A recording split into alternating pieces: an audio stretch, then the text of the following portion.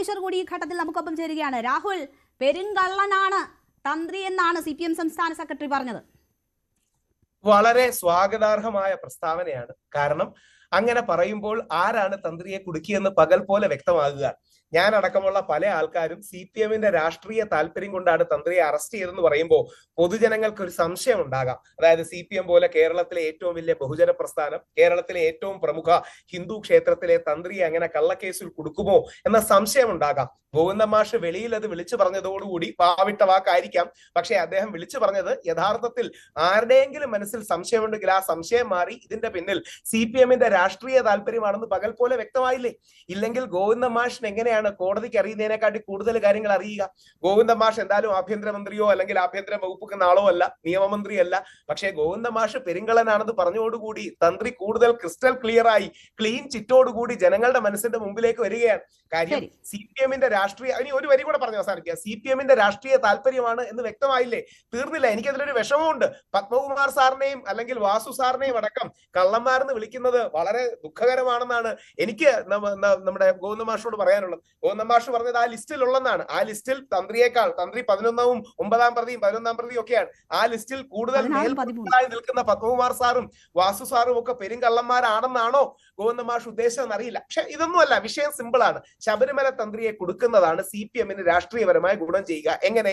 CPM-ന് നേരെ ചോദ്യം ചേരങ്ങൾ ഒരുങ്ങുമ്പോൾ അതിന്റെ മുനയൊടിക്കാൻ, ആ ചോദ്യശരങ്ങളുടെ ശ്രദ്ധ തെറ്റിക്കാൻ SIT ഉപയോഗിച്ച് SIT-യെ PIT ആയി മാറ്റി, ശ്രീ പിണറായി വിജയൻ ഇൻവെസ്റ്റിഗേഷൻ ടീമായി മാറ്റി തന്ത്രിയെ കുടുക്കിയെന്ന് ഇപ്പം വ്യക്തമായില്ലേ? അതുകൊണ്ടല്ലേ അയോട്ട ഓഫ് എവിഡൻസ് പോലും തന്ത്രിക്കെതിരെ ഇല്ലെന്ന് പാരഗ്രാഫ് 88-ൽ 91-92 പേജിൽ ബഹുമാനപ്പെട്ട കോടതിക്ക് എഴുതേണ്ടി വന്നത്.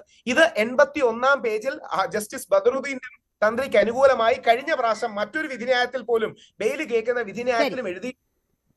ശരി, ശ്രീ സുരേഷ് കുമാർ, നോക്കൂ, ഇവിടെ ഇപ്പോൾ ഇതുവരെ പറഞ്ഞതുപോലെ അല്ല. ഈ ഒരു പരാമർശത്തോടു കൂടി തന്നെ, ഇപ്പോൾ നിയമമന്ത്രി ഉൾപ്പെടെ പറഞ്ഞ കാര്യത്തോടു കൂടി തന്നെ ഇത് സർക്കാരിന്റെ ഇൻട്രസ്റ്റിൽ SIT-യെ ഒരു ഘട്ടത്തിൽ സർക്കാർ ഹൈജാക്ക് ചെയ്തു എന്നതാണ് നേരത്തെ മുതൽ ഇരുന്ന ആരോപണം. ആ ഹൈജാക്ക് ചെയ്ത SIT ഉപയോഗിച്ച് അന്വേഷണം വഴിതിരിച്ചു വിടാൻ CPM ചെയ്തതാണ് എന്ന് പൂർണ്ണമായും ബോധ്യപ്പെടുന്നു എന്നതാണ് രാഹുൽ ഉൾപ്പെടെയുള്ളവർ പറയുന്നത്. അതായിരിക്കും ഇനി അങ്ങോട്ട് പ്രചരണ തന്ത്രം. നാളെ സഭ ചേരാനിരിക്കുമ്പോഴൊക്കെ അതായിരിക്കും ആംഗിൾ. അപ്പൊ അതിനു മുൻപ് ഇവിടെ BJP പറഞ്ഞ ഒന്ന് രണ്ട് കാര്യങ്ങൾ ഒരു മിനിറ്റ് എടുത്തുകൊണ്ട് മറുപടി പറയാൻ എന്നെ അനുവദിക്കണം. അതിലൊന്ന്, അദ്ദേഹം പറഞ്ഞത് നിയമത്തിന്റെ വഴിക്ക് പോകട്ടെ എന്നാണ് തന്ത്രിയെ അറസ്റ്റ് ചെയ്ത വേളയിൽ BJP-യുടെ പ്രസ്താവന എന്നാണ്. അങ്ങനെയല്ല. ഈ പ്രേക്ഷക സമൂഹത്തെ, വിശ്വാസ സമൂഹത്തെ തെറ്റിദ്ധരിപ്പിക്കുന്ന വിധത്തിൽ താങ്കൾ അഭിപ്രായ പ്രകടനം നടത്തരുതായിരുന്നു.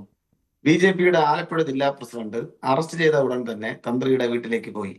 അന്നേ അതിനെ സംബന്ധിച്ച് ചില സംശയങ്ങൾ ഉണ്ടായിരുന്നു. ഞാൻ പറഞ്ഞിട്ടേ ഇല്ല. ഞങ്ങൾ നിങ്ങളുടെ ഗൂഢാലോചനയാണെന്ന് ഞങ്ങൾ പറഞ്ഞു. ഞങ്ങൾ അന്നേ ഉണ്ടെന്നാ പറഞ്ഞേ. അല്ല,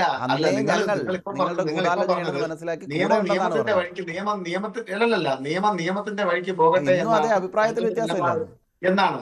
അല്ലല്ല, നിങ്ങൾ പറഞ്ഞപ്പോ ഞാൻ ശ്രദ്ധയോടെ കേട്ടിരുന്നില്ലേ? ഞാൻ പറഞ്ഞത് ഞാൻ മനസ്സിലാക്കുന്നില്ല. ഞാൻ എന്റെ ഉദ്ദേശം അന്നും ഉണ്ടായിരുന്നു, ഇന്നാണ് കോൺഗ്രസ് വന്നത്. ഞങ്ങൾ അന്നേ ഉണ്ടായിരുന്നു എന്നും ഞങ്ങൾ തന്ത്രിക്കൊപ്പമായിരുന്നു എന്നും. പക്ഷെ നിയമപരമായി തെറ്റ് ചെയ്തോണ്ടെന്നുള്ള ഞങ്ങൾക്ക് അഭിപ്രായ വ്യത്യാസമില്ല. ഇന്നും കൊടുക്കാൻ പറ്റില്ല. അഭിപ്രായത്തെ മുൻനിർത്തിയാണ് ഞാൻ ഈ ശരി നിയമത്തിന്റെ വഴിക്ക് പോകട്ടെ എന്നുള്ളതായിരുന്നു BJP-യുടെ നിലപാടെന്ന് തൊട്ട് മുൻപ് താങ്കളുടെ അവസരത്തിൽ താങ്കൾ പറഞ്ഞതാണ്. അങ്ങനെയല്ല, ED-യുടെ റെയ്ഡ് അടക്കം ഉണ്ടാകും എന്ന ഒരു സന്നിഗ്ധ ഘട്ടത്തിൽ അറസ്റ്റ് ചെയ്യപ്പെട്ട ഉടൻ തന്നെ അദ്ദേഹത്തിന്റെ വീട്ടിലേക്ക് പോവുകയും ആഭിമുഖ്യം പ്രഖ്യാപിക്കുകയും ചെയ്തത് BJP-യുടെ ആലപ്പുഴ ജില്ലാ കമ്മിറ്റിയുടെ പ്രസിഡന്റ് ആയിരുന്നു. അതവിടെ നിൽക്കട്ടെ. ഈ ഏറ്റവും പ്രധാനപ്പെട്ട പ്രശ്നമെന്ന് പറയുന്നത് ഹിന്ദുവിനെതിരായിട്ടുള്ള വരുന്ന കാര്യങ്ങൾ തുറന്നു കാണിക്കലല്ല. നിങ്ങൾ പറയുന്നത് കപട ദേശീയതയും കപട ഹിന്ദുത്വവും ഹിന്ദുവിന്റെ അട്ടിപ്പേറവകാശം നിങ്ങൾ ഏറ്റെടുക്കാനുള്ള വ്യഗ്രതയുമാണ്. അങ്ങനെ ഒരു ഹിന്ദുവിന്റെയും അട്ടിപ്പേറവകാശം BJP-യുടെയും RSSന്റെയും കയ്യിലേക്ക് ഇവിടെ ആരും ഏൽപ്പിച്ചിട്ടില്ല. ഇവിടുത്തെ പ്രശ്നം എന്താണ്? നിങ്ങൾ അവിടെ ചെയ്തത് ഒരേ സമയം ഇരയോടൊപ്പം ഓടുകയും വേട്ടക്കാരനോടൊപ്പം വേട്ടയാടുകയും ചെയ്യുകയാണ്. തന്ത്രിക്ക് നിങ്ങൾ ഉപദേശം കൊടുത്തത് അഭിഭാഷകൻ എന്ന വ്യാജേന, അല്ലെങ്കിൽ അഭിഭാഷകന്റെ രൂപത്തിൽ. ഇവിടെ തൊട്ടിപ്പുറത്ത് BJP-യുടെ നിർവാഹക സമിതി കൂടിയിട്ട് ഇത് നമുക്കൊരു സുവർണ അവസരമാണ്, ഈ അവസരത്തെ പരമാവധി പ്രയോജനപ്പെടുത്തണം എന്ന് പറയുന്നത് തുറന്നു കാണിക്കലല്ല. അതിന്റെ പേര് കലുഷിതമായ അന്തരീക്ഷം സൃഷ്ടിക്കലാണ്.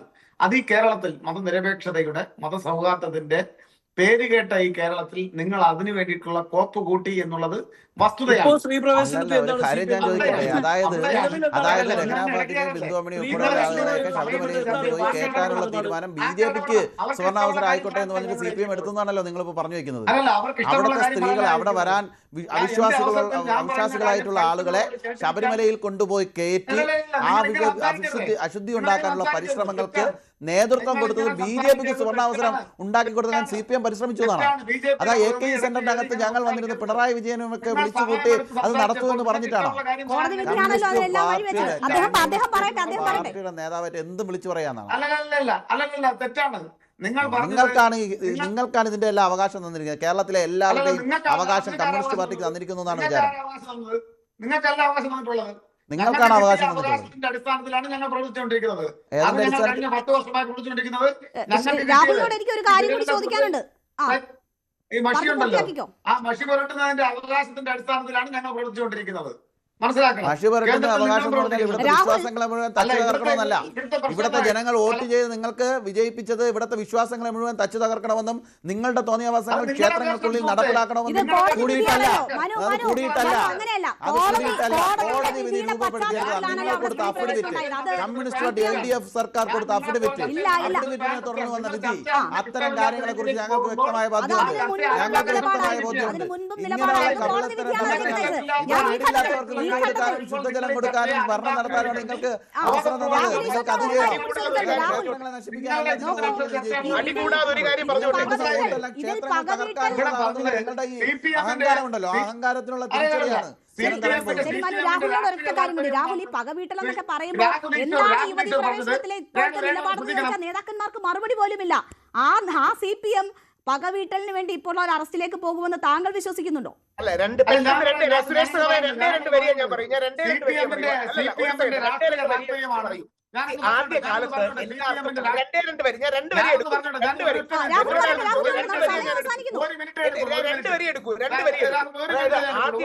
യുവതി പ്രവേശനത്തിന് എല്ലാവർക്കും പെട്ടെന്ന് 2 വരെ ഞാൻ എടുക്കും. ആദ്യ കാലത്ത് യുവതി പ്രവേശനത്തിന് എല്ലാവർക്കും തെറ്റിദ്ധാരണ ഉണ്ടായിരുന്നു. കോൺഗ്രസ്, CPM, BJP ഒക്കെ തെറ്റിദ്ധരിച്ചു.